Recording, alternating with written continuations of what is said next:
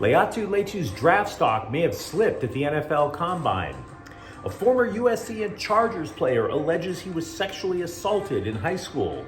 And Kike Hernandez strongly hints that baseball owners are colluding against free agents. Good morning. I'm James. This is your daily dose of sports and snark for the greatest sports city in the world, Los Angeles. This is the faithful Angelenos Morning Report. So it is March 1st, 2024. By the time you get this, I'm going to be on a plane heading east to work out in St. Louis, miserable for every moment. Whatever. If you like being in the know about LA sports, which makes us all happy in the meantime, clickety-clack the like button. Clickety-clack the subscribe button. There's a notification bell. Hit that. It'll let you know when we drop new content. Sharing is caring. Let people know we exist. By all means, comment. Look forward to hearing from you. Now, before we go through the news and the notes, let's take a look at the scoreboard. The Lakers edged Washington 134-131 in overtime. Overtime? Against a team with 9 wins. It's after the trade deadline. The Wizards still have just 9 wins, and the Lakers needed overtime. That's not a benefit. That's not a plus.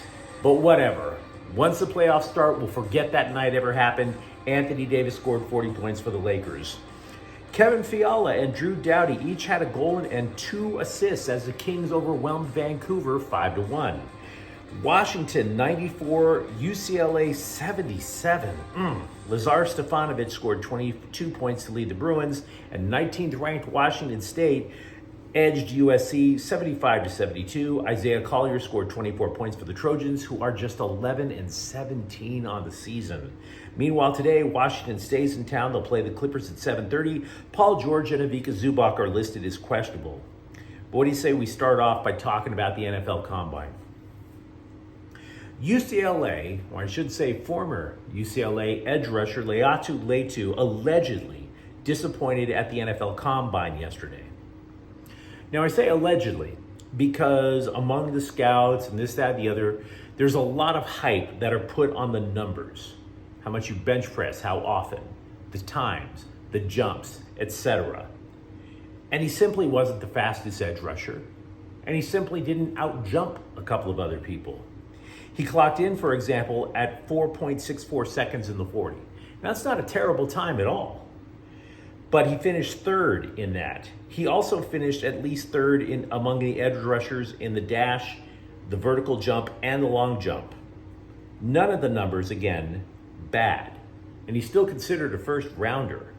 But what matters to Latu is that going into the Combine, there was a very strong argument that could be made that he would be the first edge rusher taken amongst draft prospects. Instead, Chop Robinson, that's a hell of a name, by the way, Chop Robinson of Penn State and Alabama's Dallas Turner all put up better numbers. Just some food for thought. But that wasn't the only news at the Combine yesterday. USC, or I should say former USC quarterback, Caleb Williams, is believed to be the first NFL Combine invitee to decline a medical exam. This is according to CBSSports.com and ESPN. He also would not share his health records with any of the teams. Now look, the medical part of the Combine for the prospects is a real pain in the rear. You don't just go in and get looked at once. Every doctor from all 32 teams is going to be performing the same thing on you. They're going to be yanking your limb to see if it can withstand the pressure. They're going to be doing all these other things. Very redundant, very annoying. And so I understand why prospects wouldn't want to do it. But I am going to be honest with you. I don't think Caleb Williams is necessarily hiding anything, but this has red flag feel all over it to me. And not because, again, I don't think he's hiding anything. It feels like he's putting himself above the needs of whatever team winds up taking him. It's as if he's saying, I'm Caleb Williams, and I already get special rules regardless of whether I played a snap or not. Now, I could easily be wrong on that. But That's just not really a good look. Constantly putting the spotlight as if you are the one who deserves special rules and all the other poor guys have to go through it. Meanwhile, former USC and former Chargers defensive back Sharice Wright is one of 6 ex-students who have sued the Colton Joint Unified School District and the daughter of a former Colton High School football coach, alleging that she sexually assaulted and harassed them. The alleged molestations started when Wright, who by the way has since retired from the NFL, so this is a while back. The alleged molestation started when Wright was a 15-year-old freshman at Colton High School and Tiffany Strauss Gordon was 21. Her father, the head coach of the Yellow Jackets, Harold Strauss, died in 2019. Now, the San Bernardino County DA told ESPN it simply didn't have enough to file criminal charges against Strauss Gordon. Okay, so now we're talking about the civil case. Strauss Gordon is currently suspended from her job as an athletic director at another high school in the Inland Empire. And I'd like to make a joke about it, right? I mean, in the grand scheme of things, when you're a 15-year-old in high school, the idea of getting something from a 21-year-old lady, the suit alleges that at least 20 bouts of oral sex happened where she was allegedly pleasuring him over the course of 1 year. I don't even think I've had 20 bouts of oral sex in my entire life, for Pete's sakes. Damn sure not when I was in high school. But the reason I don't want to make jokes about this, she's still working with kids, dude. It's not as funny as you think it could be. Over at Camelback Ranch, Arizona, Dodger manager Dave Roberts said the team was very surprised to learn that Shohei Ohtani got married. But to be honest, if I were a player on the Dodgers or a coach, I'd be kind of relieved. What do you expect the registry would look like for a guy that just signed a $700 million contract? I'm glad I'm not having to suit up for that ceremony. Just saying. Meanwhile, utility guy Kike Hernandez went on a YouTube show that I don't have time to watch and hinted at collusion in free agency. Collusion, without going into all the legalese, layman's terms, owners conspiring against the players to keep salaries down. Now, while he hinted at collusion, he would not use the word, quote, "I'm not going to say the C word, but I think the C word needs a capital C. The timing of the calls with teams were very similar. The numbers were pretty much the same throughout. I think the teams that are using these computer systems to project numbers, project salaries, they're all using the same one. And I think they all have the same password. So that's how free agency is going, and it's not just me," unquote. Now, everybody loves Kike Hernandez. If you're a Dodger fan, you admire him. And I totally get it. The guy who, squeezing every ounce out of his limited athletic abilities always makes for a great story. I have problems with what he's saying. First of all, the Dodgers dropped over more than $1 billion on free agents this offseason. Your beef is with the rest of baseball, not your current employer.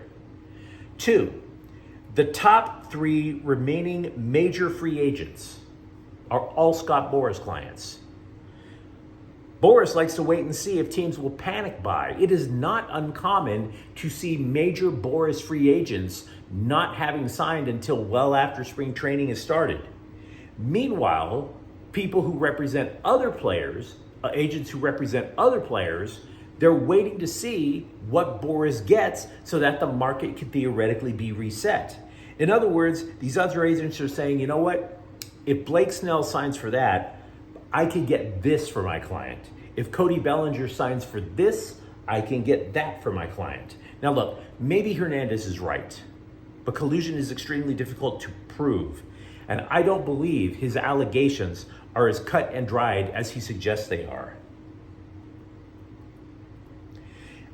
LAFC General Manager John Thorrington repeated that he expects to make a splash on the Black and Gold's roster. He told an MLS podcast I don't listen to, quote, Whether it's now or in the summer, I think we'll have a big signing, a significant signing, at least one more, unquote. We've been hearing this for months now, and it hasn't happened. It hasn't. The biggest addition to LAFC has been a goalie from the Premier League, Hugo Lloris, and that guy signed for chump change. Now, Thornton said conversations with the face of the franchise, Carlos Vela, who is currently out of contract, are ongoing. And I think at this juncture, it's fair to say that with LAFC having won last week, it's still buying Thornton time, right? Until LAFC starts losing, he can crow all he wants. I get that. But at the same time, all I saw was one quality player leaving LAFC after another. One goaltender does not reverse that tsunami. Meanwhile, MLS kinda sorta did the right thing on Thursday and rescinded the red card that was wrongly issued to Galaxy defender Mark Delgado. As a result, Delgado will be eligible to play for the Galaxy in the Cali Clasico at San Jose on Saturday. Delgado was sent off for 2 yellow cards last Saturday against Inter Miami. The alleged second foul was for a slide tackle that replays strongly suggested didn't even touch an Inter Miami player, who then subsequently flopped, drew a card, and that led to Delgado's ejection. At the time, the Galaxy led over Lionel Messi's team 1-0. The game wound up with a draw because the Galaxy were shorthanded for the rest of the match. Jalen Hood-Schifino has not seen a lot of time in the NBA, but the 17th overall pick from last year's draft has sent a message to his employer, the Lakers, from way down in the G League. Hood-Schifino scored 38 points against the Austin Spurs on Thursday. Now, look, I will grant you, the Lakers, they can't afford to risk giving a rookie quality minutes while they're fighting to improve their playoff position. I don't deny that. But this could definitely signal something for Hood-Schifino's chances making the roster next year. But you let me know what you think in the comments thread. Talk to me, for example, about what you think for Laiatu Latu or Caleb Williams at the draft combine. Do you believe, as Kike Hernandez suggests, that the Major League Baseball owners are colluding to keep salaries down? And if you enjoyed the content, don't forget to subscribe to Faithful Angelenos. We're talking LA sports every single day here. Thank you for watching. I'm James. We'll be back tomorrow. Faithful Angelenos is a Kian Corta El Queso production. Take care.